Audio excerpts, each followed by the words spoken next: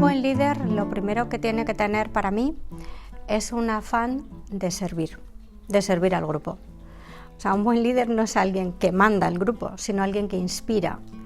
El decir que las cosas se hacen así porque se han hecho así durante 30 años no es válido, porque es que mañana cambia completamente el panorama y lo que necesitamos precisamente es gente que piense diferente y que pueda aportar ideas que innoven o que pueda encontrar, bueno, pues el efecto wow en un momento dado. Entonces, esa escucha activa es una característica del liderazgo que se necesita hoy en día en las organizaciones y, por supuesto, en la política, y eso lo vemos todos los días, que está más ligada a ese arquetipo femenino. Las mujeres no tienen la misma concepción del poder que los hombres tampoco. O sea, una mujer quiere el poder si piensa que va a poder cambiar cosas, no solamente por el mero hecho de tentar el poder. Normalmente está demostrado que los hombres dan menos feedback a las mujeres que a los hombres, y en particular cuando es negativo. Y eso, pues en el fondo, es una rémora para las carreras de las mujeres, porque no cabe duda que para mejorar a ti te tienen que contar cómo lo puedes hacer mejor.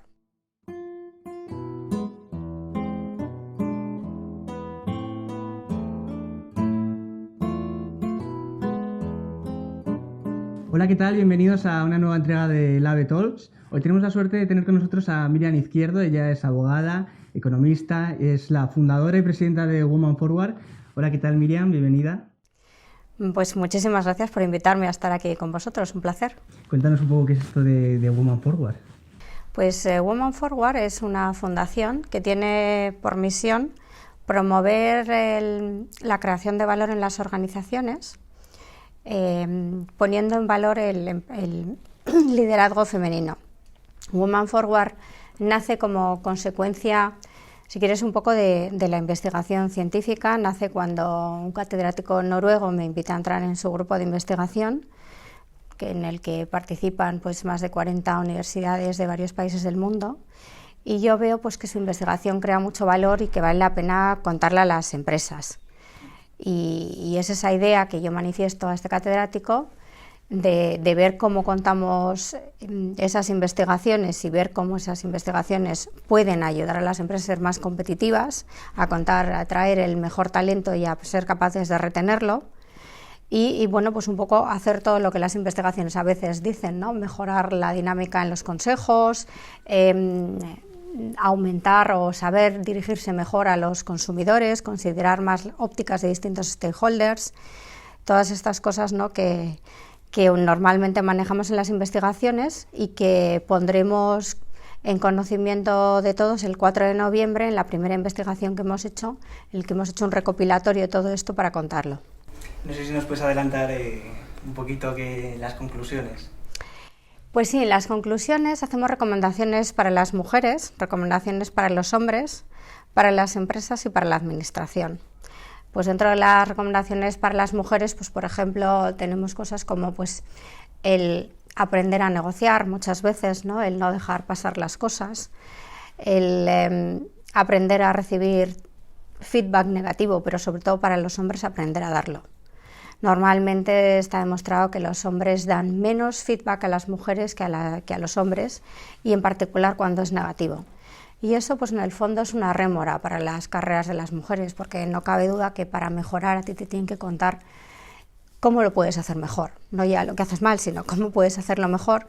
Y si esto no lo comentas, pues difícilmente no puedes tener un benchmark para mejorar tu rendimiento o aquellos aspectos en los que no estás dando lo mejor de ti misma.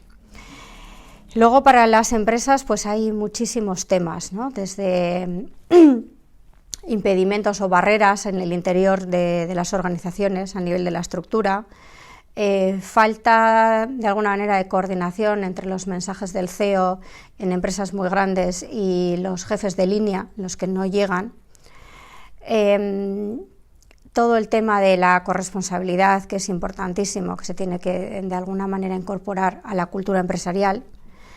Y luego muchísimas veces eso, que falta una comunicación muy grande en lo que puede ser el CEO y el consejo y las líneas más bajas.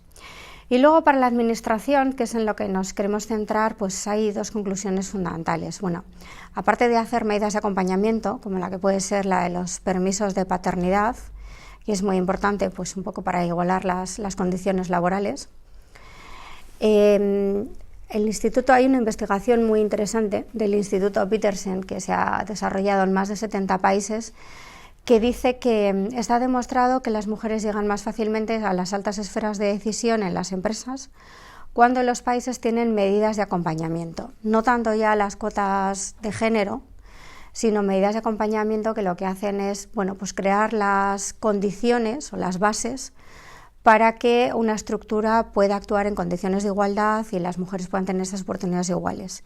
Y una de las medidas importantes es la de los permisos de paternidad, precisamente.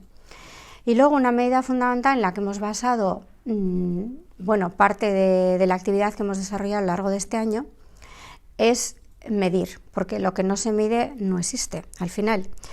Entonces, el que digamos que hay un 30% en estos momentos de mujeres en el IBEX es porque hay un reporte a la CNMV y lo sabemos, pero seguimos sin tener ni idea cuál es la situación en otras grandes empresas que no están cotizadas, qué está pasando en empresas multinacionales que pueden tener un consejo local o en empresas familiares muy grandes que tienen consejos, pero que no tienen ninguna medición ni ningún reporte.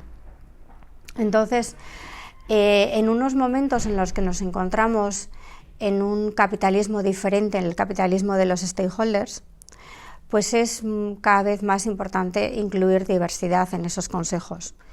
Y la única manera que tenemos de saber que esta diversidad es buena es medirlo, ¿no?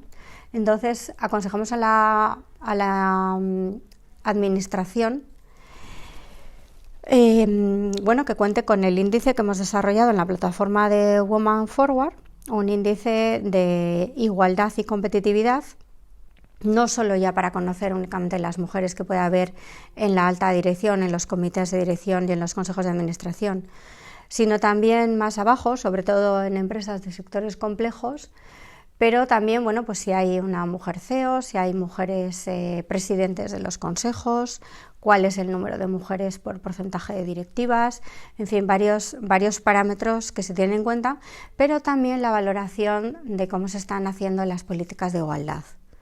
Porque está claro que hay sectores que están más masculinizados pues por el propio talent pool, ¿no?, de la universidad. Pero, sin embargo, pues por ejemplo, a nivel de la estructura pues lo están haciendo bien y están haciendo determinados esfuerzos. Entonces pensamos que en un índice de igualdad hay que medir también esas consideraciones y pues no solamente un mero tema de números, ¿no?, que al final los números son muy fríos. Entonces lo que recomendamos a la administración, siguiendo además, haciéndonos eco de lo que ha pedido en ONU Mujeres, es que el Ministerio de Economía y Competitividad precisamente pues nos ayude a poner en valor este índice y sean ellos de alguna manera el catalizador que haga que las empresas comuniquen esto, porque es bueno para ellas, sobre todo después de este momento de crisis que va a ser muy complicado para muchas empresas, el mantenerse siendo competitivas y el superarlo y el atraer inversores, pues pensamos que esto realmente les puede ayudar. Y a principio de año decías que estábamos muy lejos de otros países en cuanto a liderazgo femenino. ¿Cómo describirías en general un poco la situación ahora? Bueno, una de las conclusiones del estudio es que es bueno pensar, siempre hablamos de las mujeres. Esto normalmente, desgraciadamente, ¿no?, aún sigue siendo foros normales en los que encuentras sobre todo mujeres, más del 90% en muchas ocasiones, para mujeres, entre mujeres, por las mujeres, y realmente un tema muy importante es involucrar a los hombres, hacer que los hombres participen y conocer cómo piensan los hombres. Por eso ahora otra de las conclusiones del estudio es realizar un estudio nuevo en el que se vea qué piensan los hombres desde la media dirección hasta el consejo. Ver, pues si tienen sesgos de género o prejuicios, barreras, no se sienten cómodos. Es ver un poco las percepciones de los hombres respecto a la igualdad de oportunidades en las empresas y en las organizaciones y ver realmente si eso es igual, si es un tema, como se ha dicho muchísimas veces, de que la mujer se ha incorporado tarde al trabajo, hace 40 años que se lleva diciendo, ¿no?, y sabemos ya pues que en muchísimas facultades más del 60% de los licenciados son mujeres. Entonces, bueno, esto puede valer para ingenierías donde tampoco vale, porque en realidad las cifras están yendo para abajo. Estaban mucho mejor hace 15 y 20 años. La brecha de género, bueno, no ya digital, sino en egresados de las carreras STEM, está bajando en hombres y en mujeres, pero más en mujeres. Entonces hay que hacer un esfuerzo por comunicar a las mujeres pues, que las carreras STEM tienen también una función social y hacerles ver esta función social, ¿no? Eso es otra de las investigaciones que hemos manejado, pues nos ponen de manifiesto que las niñas no estudian carreras STEM porque no les gustan. Y no les gustan porque no ven la función social asociada a las carreras STEM. Entonces hay que contarles cuál es el valor que crean esas funciones, esos productos que desarrollan las compañías dedicadas a proyectos en los que necesitan talent pool STEM y con ello pues atraerlas hacia ellas. Así por ejemplo vemos que en medicina no hay ningún problema, pero claro, pues con las ingenierías es otro tema. Entonces, contestando claramente a tu pregunta, estamos acortando un poco el gap, pero sí que nos queda todavía un pequeño trecho por recorrer. Pues si pensamos, por ejemplo, que en el IBEX este año se ha llegado al 30% de mujeres en los consejos de media, no todos, pero de media sí, porque hay algunos que superan hasta el 40% y hay otros que por supuesto no llegan, pues ahí digamos en la media europea que está en el 32-33, pues las 35 empresas del IBEX llegarían, pero si nos vamos a las cotizadas, pues no llegan al 22%, mientras la media europea, entiendo por la media europea de los países con los que realmente nos tenemos que comparar, ¿no? Claro, que no son quizás Rumanía, Bulgaria u otros parecidos, aunque en el caso de Rumanía están casi mejor que nosotros. Entonces sí que nos faltan ahí 7-8 puntos en lo que es los consejos, por ejemplo. Si nos vamos a la media dirección, pues hay países como Polonia, que están mucho mejor posicionados, pero ahí sí que estamos un poco en la media. Este año se ha llegado a un 16%, pero fíjate el gap para llegar al 40%, que sería el porcentaje que se considera de paridad plena, pues desde el 16 nos queda un trecho. Y en la media dirección hemos llegado al 30%, que ese, si quieres, es un poco la esperanza de que ese 30% se convierta en alta dirección. Y bueno, te voy a preguntar qué más podemos hacer, pero has dicho muchas cosas. Te voy a preguntar entonces qué hemos hecho mal hasta entonces para no llegar en ese 16%, hasta ahora.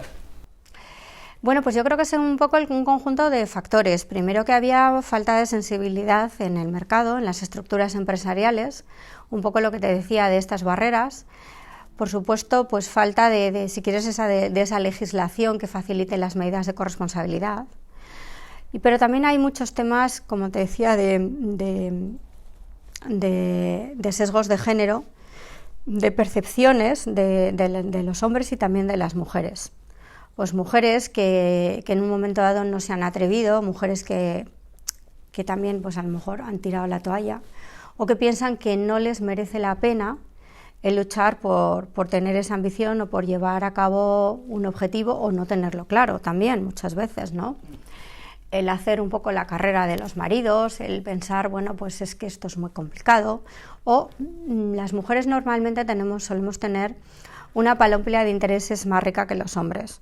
Entonces, si tú ves que el estrés asociado a perseguir ese tipo de posiciones no te compensa, pues no te compensa, ¿no? Al fin y al cabo también es una cosa lícita. Entonces, lo que tenemos que hacer, si queremos esa paridad y si queremos que la sociedad y las empresas se beneficien de esa diversidad, pues es de alguna manera crear las condiciones macro y micro para que, bueno, esa renuncia o ese estrés asociado a perseguir esa ambición o ese objetivo, pues no nos tenga que pagar un precio tan alto.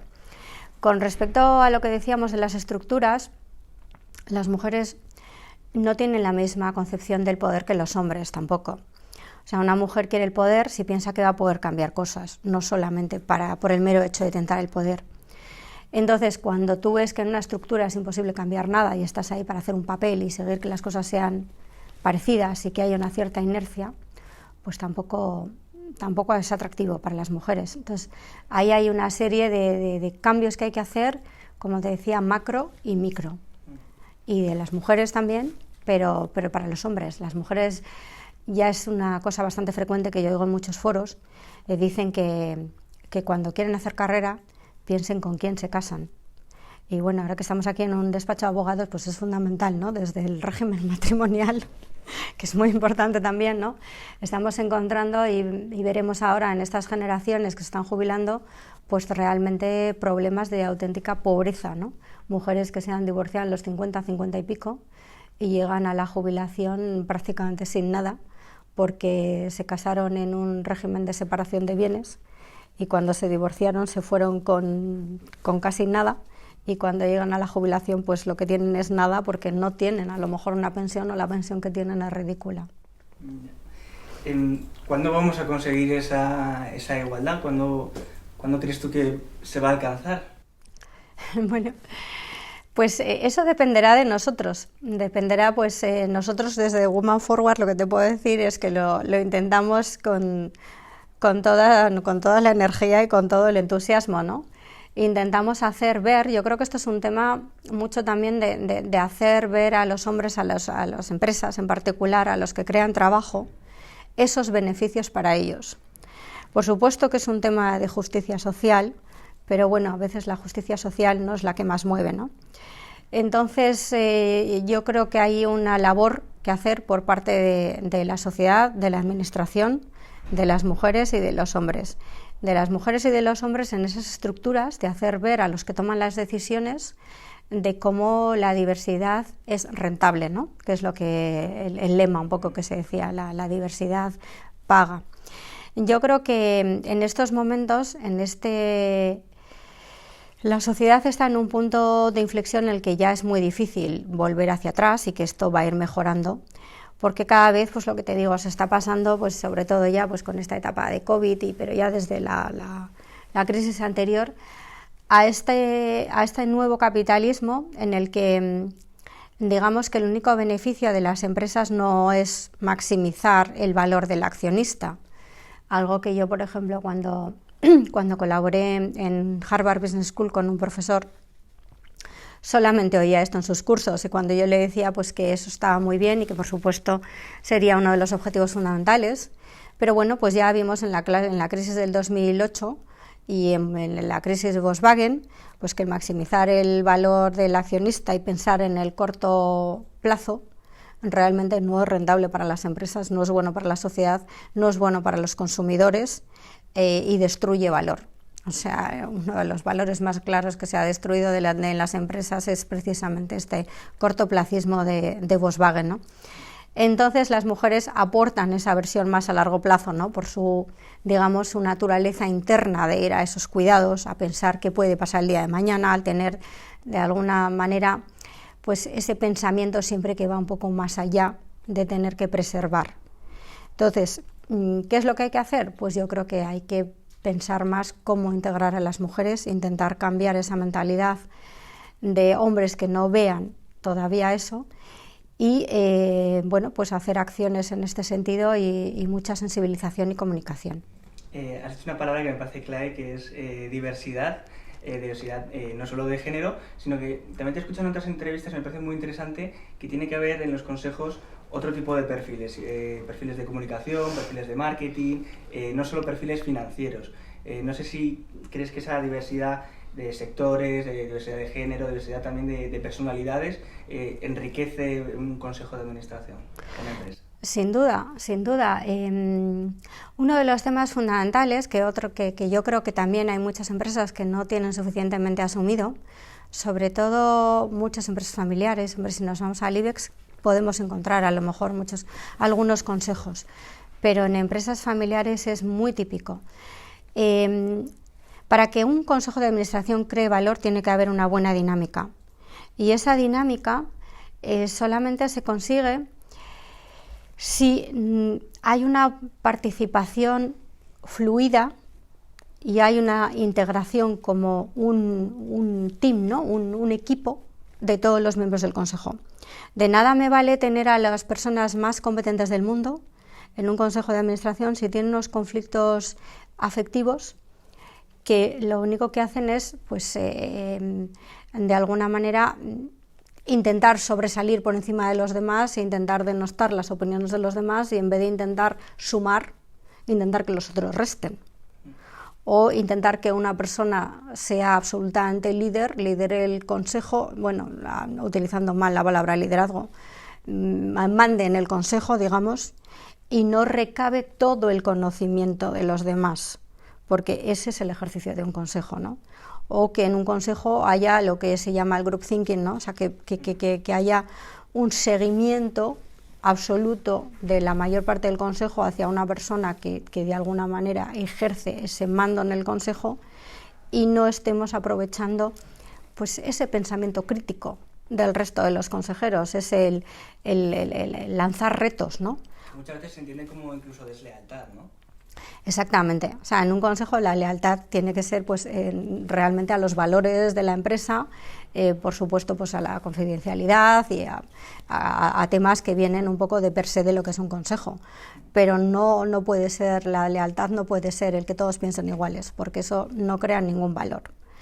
Entonces, esa diversidad tiene que manifestarse, por supuesto, en conocimientos, porque si todos saben lo mismo, es imposible que creemos valor. O sea, hoy en día, pues eso, ahora hemos vivido un reto en el que quizás muchas de las cosas que van a cambiar son estas, ¿no? El decir que las cosas se hacen así porque se han hecho así durante 30 años no es válido, porque es que mañana cambia completamente el panorama, y lo que necesitamos precisamente es gente que piense diferente y que pueda aportar ideas que innoven, o que pueda encontrar, bueno, pues el efecto wow en un momento dado, y ese no es compartido por todos, porque cada uno tiene una experiencia, unos conocimientos y hasta una conciencia. Una cosa es compartir valores y otra cosa es que todo el mundo tenga que esperarse lo mismo de él. Y a nivel de conocimientos lo mismo, ¿no? Un consejo lo que tiene que tener es un cierto balance de lo que necesita una empresa, que además puede variar incluso en el tiempo, ¿no? En un momento dado puede ser más importante tener gente en un momento de transformación digital, de temas digitales o de tecnología, y otro momento a lo mejor pues hay que tener algo más importante a nivel jurídico, porque lo que queremos hacer es un M&A o cosas parecidas, aunque bueno, podemos tener técnicos dentro de la empresa, pero bueno, podemos tener algún estratega de estos temas en el consejo. Y estamos hablando de liderazgo, y en estas charlas nos gusta hablar de liderazgo con gente que sois líderes de diferentes sectores o líderes de opinión, para que sirvan también un poco de inspiración a la gente que nos ve. Yo te quiero preguntar, ¿qué cualidades crees tú que tiene que tener un buen líder? Bueno, pues un buen líder, lo primero que tiene que tener para mí es un afán de servir al grupo. O sea, un buen líder no es alguien que manda al grupo, sino alguien que inspira. Y para inspirar al grupo tiene que tener una capacidad de estar a la disposición y al servicio del grupo. Tiene que tener esa disponibilidad y tiene que entender las necesidades del grupo. Si no se entiende que un grupo no puede estar a la altura de unas metas porque tiene una carencia importantísima o tiene cualquier tipo de necesidad puntual, difícilmente va a poder llegar a esas metas, a esos objetivos, y se va a sentir inspirado porque su necesidad es más básica que el llegar a esas metas. Entonces un líder tiene que saber descubrirlo. Para eso tiene que saber escuchar y sentir al grupo. Tiene que estar cerca, tiene que saber comunicar, tiene que tener empatía, tiene que tener conciencia. Siempre hablamos de habilidades, digamos, que se pueden trabajar. La conciencia es algo que va más allá y va al sentir, va a esa conexión, ¿no? Si quieres, de mente y corazón. Y entonces en esa conciencia, pues uno tiene que sentir esa unidad con el grupo, de alguna manera. ¿Se puede ser líder sin carisma? No se puede ser líder sin carisma, pero es que el carisma es algo que también se puede trabajar desde esa conciencia. Cuando tú eres capaz de desarrollar esa empatía y de sentir a ese grupo, eres capaz de desarrollar ese tipo de conciencia que va a hacer que el grupo te reconozca ese carisma, porque el liderazgo es algo que te reconoce el grupo, no que tú emanas de per se. O sea que digamos que no es algo con lo que naces, sino que es algo que puedes trabajar. Sin duda. El líder se hace, no nace, ¿no? Hombre, evidentemente hay muchas habilidades como tales que pueden venir innatas. Hay gente que comunica mejor y comunica peor. Puedes mejorar la comunicación, pero hay gente que se comunica bien desde siempre. Hay gente que tiene una predisposición a la empatía innata. Es algo que también puedes trabajar, porque puedes tener barreras en tu manera de ser que pueden hacer que tú seas una persona en la niñez absolutamente hosco, tímido o incapaz de conectar, y con el tiempo pues eres capaz de trabajar, de darte cuenta, ¿no? Lo primero que tienes que hacer es percibirte a ti mismo. Por eso hablamos de esa conexión y de esa conciencia. Eso es lo primero, o sea, tienes que saber tú dónde estás, tienes que sentirte, tienes que ver claramente pues si tienes barreras, qué barreras tienes, y luego conectar con el grupo, con esas necesidades del grupo. Y estamos acabando ya. No sé si crees que el hecho de que cada vez haya más mujeres que, por ejemplo, lideran partidos políticos o son portavoces parlamentarias o se presentan directamente a elecciones generales en otros países, también vemos como cada vez es más frecuente que sean presidentas de clubes deportivos. En el caso, por ejemplo, de los políticos, ¿crees que esto ayuda o que la visión que se tiene generalmente de los políticos hace que no ayude tanto, quizás? Esto liga un poco con el concepto de poder, ¿no?, que decíamos antes. Las mujeres yo creo que sí tienen una atracción del poder, que quizás ha estado un poco denostada por la sociedad y que ha habido falta de role models. Pero no creo realmente que las mujeres tengan menos atracción por el poder, en absoluto.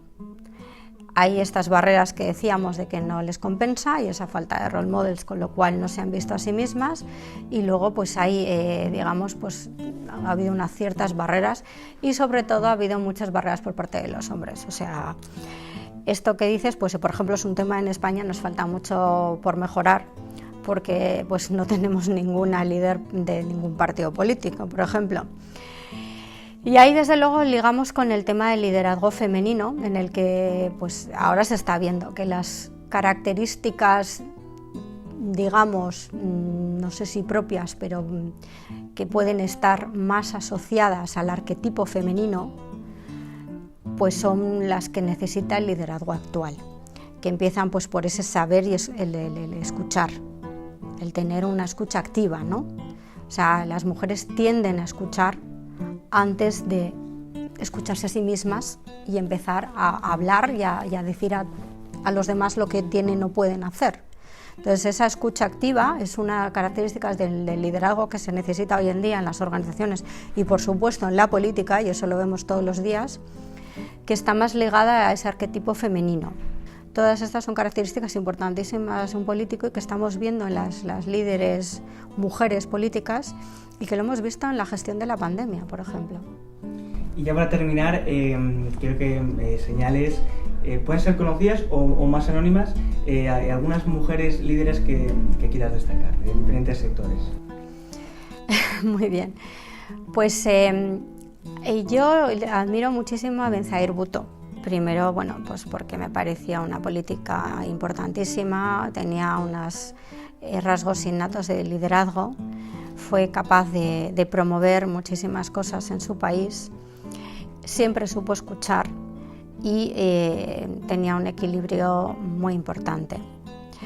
A mí me gustan mucho los líderes con conciencia y creo que Benazir Bhutto era una persona en la que esta conciencia se emanaba, ¿no?